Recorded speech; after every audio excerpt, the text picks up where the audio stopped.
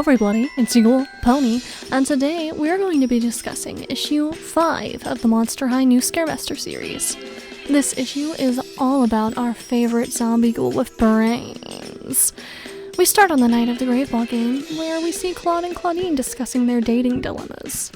Claude is asking Claudine to help him with talking to Draculaura, but she asks why he doesn't just tell her he's still into her. Claude retorts that he could ask the same thing about her and Toralei, which takes her off guard, and she explains that ever since their parents split, she's been scared of commitment. Ghoulia, always lurking, oversees this. The narration notes that she and the other zombies move slower than most monsters, which allows them to notice things that others may not. This is shown by slow-mo leading Ghoulia to something that he has noticed: Draculaura feeding the school with her blood. The narration notes that history is repeating itself, a reference to the Once Bitten Twice Dead novel. In this, it was established that Drac has a connection to the school. Her father was tied to it since its founding, and it was his, and now her, blood that keeps it safe. Later, Ghoulia is speaking with Cleo as the ghoul laments about Deuce's affection wavering. Ghoulia tries to explain something to her, but the ghoul misinterprets it as a compliment about her beauty, and then takes off for the Grave Ball game. Cleo leaves her purse behind, and Ghoulia finds the romance scrolls she's been reading, which are filled with dramatic romances where the guys are vying for the ghoul's attention. Ghoulia pulls out a comic of her own and slips it into Cleo's bag, with a note that she deserves the type of love she reads about.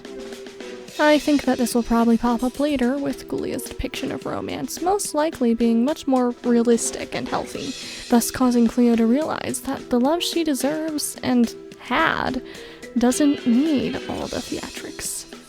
We will have to wait and see if I'm right. Ghoulia makes her way to the Grave Ball field, although not until everybody else has left. She leaves Cleo's purse and takes a moment to enjoy the sunrise, and then she gets kidnapped. And that is where this issue ends.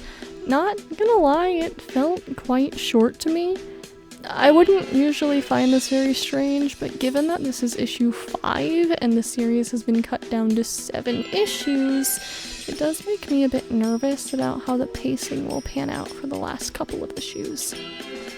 That being said, while it's been confirmed that issue 7 is the last issue of New Scaremester, the author has posted a message reading: "Keep seeing comments about MH being cancelled, but I know something.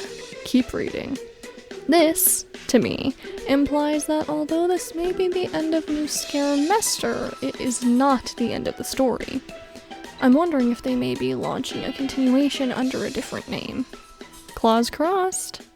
At this point, I'm kind of preparing myself that the issue 7 of New Scaremester might not exactly tie up all of the loose ends. I'm trying to prepare myself for that.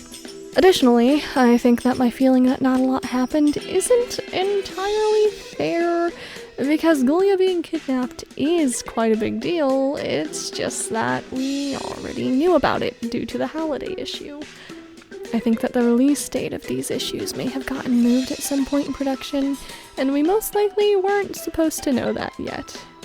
As always, we have some scary cool thing mail in the back, and I realized that I forgot to include it in the last video.